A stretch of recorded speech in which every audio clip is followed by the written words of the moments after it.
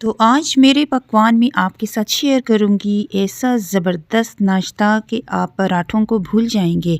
और ज़बरदस्त सब्जियों का ये पराठा बच्चे भी बहुत शौक से खाएंगे। और मज़े की बात तो ये है कि इसमें हम यूज़ करेंगे आटा, मैदा नहीं। तो चलिए स्टार्ट करते हैं। बिस्मिल्लाहिर्रहमानिर्रहीम। अस्सलामुअलैकुम। जहाँ कहीं भी रहें हेल्दी और खाते पीते रहें। तो आपको वेलकम करती हूँ मेरे पकवान में। तो यहाँ पे ये देखिए मैंने ले लिया है 2 कप आटा। आप चाहें तो मैदा भी ले सकते हैं, लेकिन आटा हेल्दी होता है। तो इसमें हम शामिल करेंगे 1 टीस्पून सूखा धनिया कुटा हुआ और आधा टीस्पून नमक, आधा टीस्पून हम इसमें डालेंगे काली मिर्च। काली मिर्च पाउडर फॉर्म में होनी चाहिए। और आधा टीस्पून हम इसमें डालेंगे ज़ीरा पाउडर। और 2 बड़े चम्मच हम इसमें डालेंगे मिल्क पाउडर। इससे बहुत ही सॉफ्ट और यमी से हमारे ये पराठे तैयार होंगे। 2 डालेंगे इसमें अंडे। आप अपनी मर्ज़ी से डालना चाहें तो 1 भी डाल सकते हैं और ज़्यादा भी डाल सकते हैं। अब यहाँ पे पानी से हमने इसको गूँथना है। आप चाहें तो दूध भी डाल सकते हैं, दूध की मदद से भी आप गूँथ सकते हैं, लेकिन हमने इसमें खुश्क दूध ऐड किया है। अब मैं इसमें डालूँगी कुटी हुई लाल मिर्च 1 टीस्पून और ऑयल के हम 2 टेबल स्पून इसमें डालेंगे भर के। अब अच्छे से इसको गूँथ लेना है। जितना पानी की ज़रूरत हुई आपने आहिस्ता-आहिस्ता से इसको गूँथना है। और अब इसकी कंसिस्टेंसी आप देख सकते हैं कि इस तरह की होनी चाहिए, क्योंकि सब्जियों को मिलाने के बाद इसका फिर मैं आपको अगेन बता दूंगी।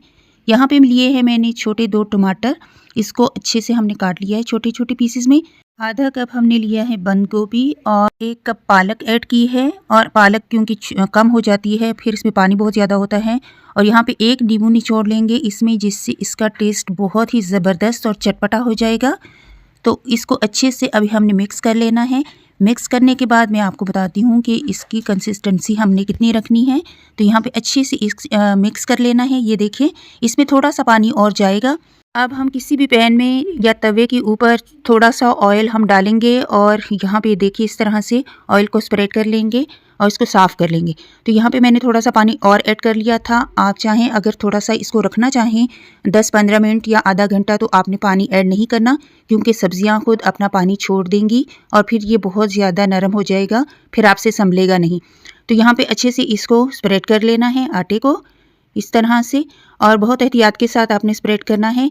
तवा आपका ना तो ज़्यादा गर्म होना चाहिए और ना ही ज़्यादा ठंडा। ठंडा तो बिल्कुल भी नहीं होना चाहिए और बहुत ज़्यादा हैवी गर्म भी नहीं होना चाहिए। अब ढक लें। ढकने के बाद इसको मैंने 3 मिनट तक ढका हल्की आंच पे।